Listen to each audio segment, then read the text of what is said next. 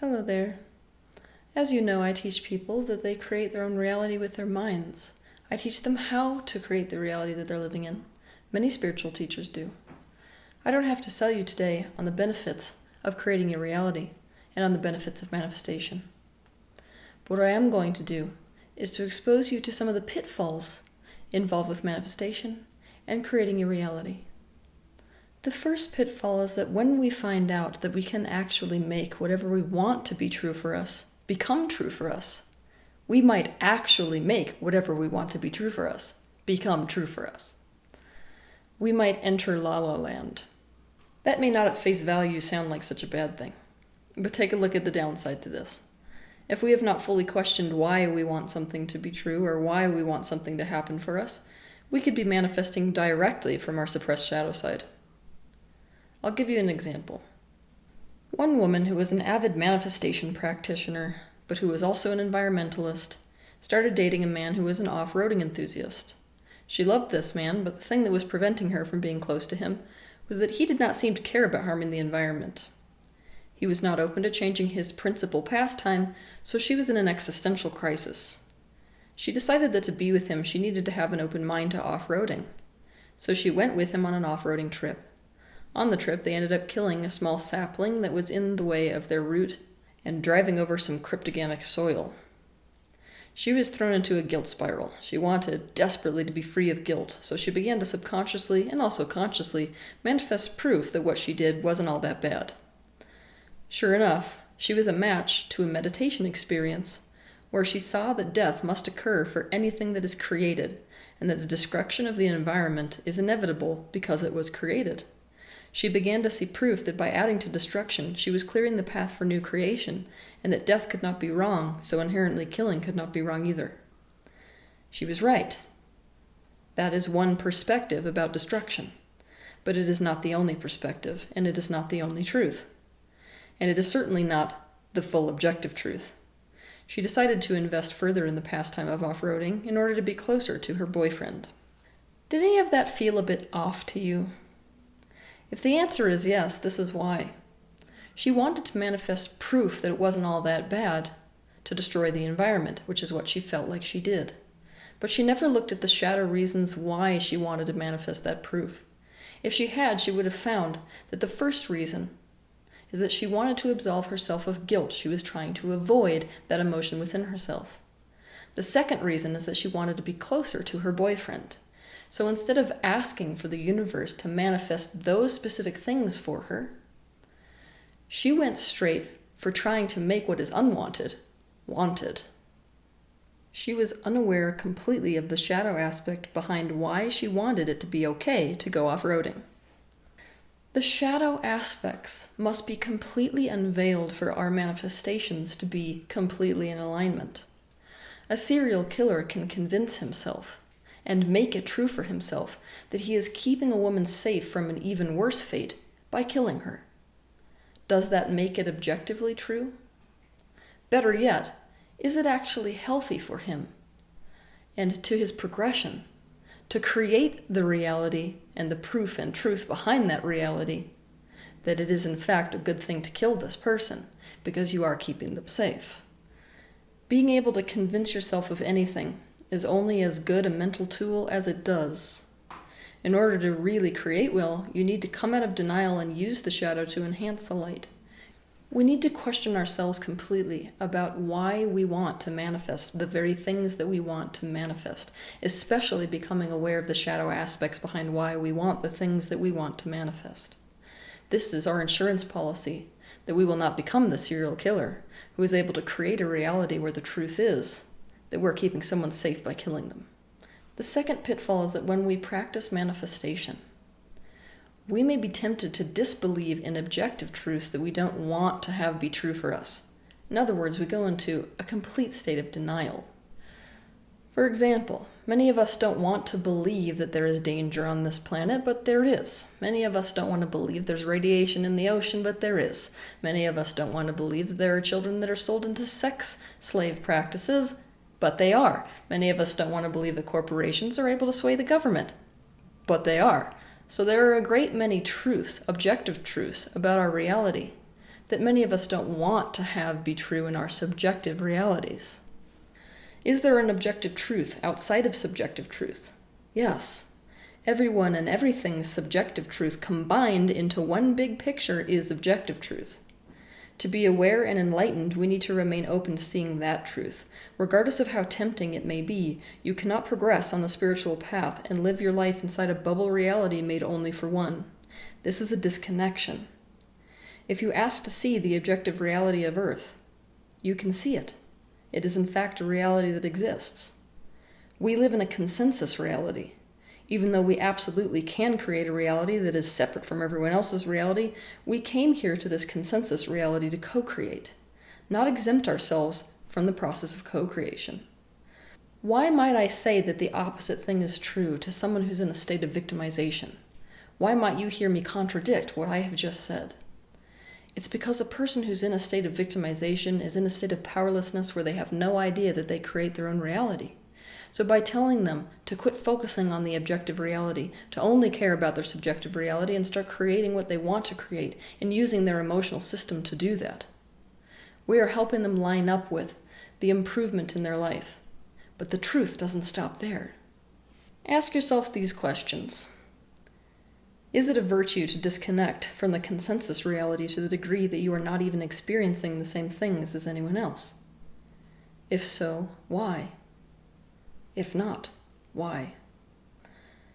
How do we maintain a view of objective reality while living in our own subjective realities? You could ask, why is it important to see what is there if it is unpleasant? I will tell you that awareness is the answer. Consciousness is the answer. When we discovered how to create our own reality, we were not meant to create our own reality by willingly becoming ignorant. I will tell you that it's important to open your eyes up to all that there is, to the full picture, the light and the dark side of the full picture. What causes many of us pain is that our eyes are closed to the light half, not that we see the dark. Likewise, what causes many of us pain is that our eyes are closed to the dark half, not that our eyes are open to the light. We need to expand on this idea how create your own reality can lead you straight into the pitfall of denial. Mankind is one of the species that is the most objectively self-aware. This has its upsides and its downsides. One upside is, with such a strong sense of self, enlightenment is often realized in human form. A downside is, with such a strong sense of self, there is strong motivation to have a positive sense of self and world. This means anything about the self or world that is perceived as negative is often denied. The human consciousness becomes unaware of negativity because we've developed so many belief systems about negativity being not okay. The minute we make something not okay, we make it not okay to see, not okay to acknowledge, not okay to exist. We can't even admit to its existence and remain good. We must think we are good to such a degree that we cannot open up our vision wide enough to recognize aspects of ourself that are out of alignment. Denial prevents us from moving forward because we can't even admit to what we need to move forward from. Denial is so much a part of the human consciousness. Since our species gained the ability to objectively conceptualize of identity, the denial is now a self-preservation function of the human brain. Denial is a defense mechanism. It is the consciousness trying to protect itself from itself. Why are we unable to admit to the obvious truths that we see? Instead of saying that, I should say, why is it that when we're in denial, we are incapable of seeing obvious truths? The reason is that the ego is set up to protect itself from things that it thinks will destroy it. For example, if we are attached to the idea of being the best mother, we usually develop extreme resistance to the idea of not being a good mother. We feel as if we cannot cope with the possibility that we are not a good mom. This is where denial kicks in. The ego protects you from objectively seeing yourself because of the potential of pain. It sweeps the time that you were a bad mother under the rug, so you have no conscious access to them. It only allows you to selectively remember the times when you were a good mom. You have stopped seeing the truth of yourself objectively. Your reality now consists only of what you want to believe. You have whitewashed over everything unsightly. A great many manifestation experts would tell you, good, because your reality should only exist of what you want to believe is true. but I do not agree. I think your reality should consist of things you want to make true to yourself and beliefs that do work for you, whilst being acutely aware that other truths and equal truths do exist in this world. Many of our spiritual practices are not in fact spiritual practices. They're just excuses to not see and not feel things. This is spiritual bypassing, which I'm going to be touching on later because it's the next point. Selective focus for the purpose of manifestation is not the same thing as denial, but selective focus for the purpose of manifestation serves as a very good excuse to go into a state of denial. By encouraging someone to bypass, deny, or suppress, we are encouraging them, in fact, to resist. We need to allow and explore whatever we feel the need to deny, even if it's just a possibility. A very common thing to see in the manifestation community is that people put a positive spin on absolutely everything. Now, while this particular technique is a super beneficial tool, which can not only help you to prevent yourself from getting stuck in negative states, but it can also show you a more objective version of reality behind why things happen like they happen. The downside to this, though, is that we can use this positive spin technique to avoid the hell out of anything negative. That's when this technique starts to take on its shadow aspect. When we do this, we are using positive focus as an anesthetic. It is symptom relief. It is not real and lasting change. Our car broke down because we're meant to see the pretty sunrise. We're smoking pot because it expands our consciousness. It's good that our friend stabbed us in the back because she really needed to find her own power. It was good that I had the mom I had with all of her addictions because it helped me to find myself. There is a big difference between creating the kind of world we would prefer, which involves admitting to the full truth of how the world is currently for us, and instead covering a murder scene with yellow paint so it doesn't feel so bad. So my question for you is, are you manifesting an improved world for yourself and others, or are you manifesting yellow paint? The third pitfall is spiritual bypassing. Spiritual bypassing is when we use spiritual practices, concepts, or beliefs in order to avoid or deny or suppress our painful feelings, our unresolved wounds, or our actual developmental needs. Rather than preach at you about this particular concept, I'm just going to suggest that you go watch my video on YouTube titled Spiritual Bypassing. But while we're on this particular subject, I'm going to tell you that there has never been, in the history of our world, any belief which opened the door for spiritual bypassing more than create your own reality. The fourth pitfall of manifestation is that it can allow you to step into a super judgmental state, which is completely lacking empathy and completely lacking compassion, where you keep telling yourself that people are bringing painful experiences onto themselves, so at some level they must deserve it or want it. I'm not going to go easy on this. How many times have you heard things like this in the manifestation community? Well, they're just attached to their pain. Well, they're just attached to their story. It's just their ego. They created cancer for themselves. They're choosing to be depressed and focus negatively right now. They created poverty. They could just as easily change their mind and create something different. Regardless of how true any of those previous statements might be in the objective sense, it is easy to convince yourself that people either want to experience the painful things they're experiencing, or that they're ignorant to creating their own reality, and that's why they're experiencing painful things. This is a disconnection in and of itself from others. It is, in fact, the spiritual version of piousness. Just because someone is a match to cancer because of thoughts or childhood pain doesn't mean they deserve the cancer, and doesn't mean that the cancer is not real. It also does not mean that they are deliberately, consciously choosing it. Much of what occurs in people occurs subconsciously, and to act like it is just a matter of attachment to pain or stubbornness or ignorance that makes someone create negative experiences in their reality makes you someone who is not fun to be around. Just because you know that you create your own subjective reality that feels good to you all the time does not mean that others who do not currently know that or who have not perfected the art are less evolved or less spiritual, or are choosing to be attached to their pain or egos. In other words, the fourth pitfall is the risk of invalidating people, trivializing people's experiences, and losing compassion by becoming an egotistical, holier-than-thou manifester. The fifth pitfall of manifestation is the complete and total avoidance of negativity. When we find out that we create our own reality, it's a very logical step for us to take to the place where we are now completely unwilling to acknowledge anything negative. I can't think anything negative. I can't pay attention to anything negative. I can't say anything negative. I can't do anything negative. And now we're trapped in a state where we are in a perpetual state of resistance to anything and everything that we might decide is negative. When we teach people to create their reality by following their emotional guidance system, it does a very good thing. It enables people to use their own feelings as an indication as to what they need to be focused on or doing in order to create the reality that they want. But we do run the risk of educating people to do anything they can to avoid their negative emotions, or anything that causes them to feel negative emotions, which was not the point at all. The sixth pitfall is that critical thinking, not to be confused with criticism, goes out the window. The baby gets thrown out with the bathwater.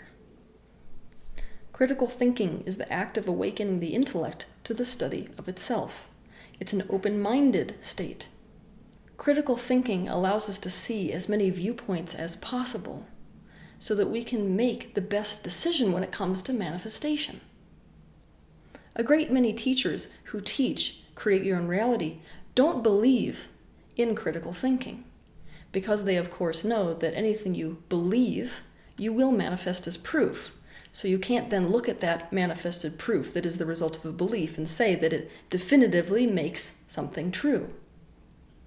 Even so, I think our capacity for critical thinking actually makes us better manifestors.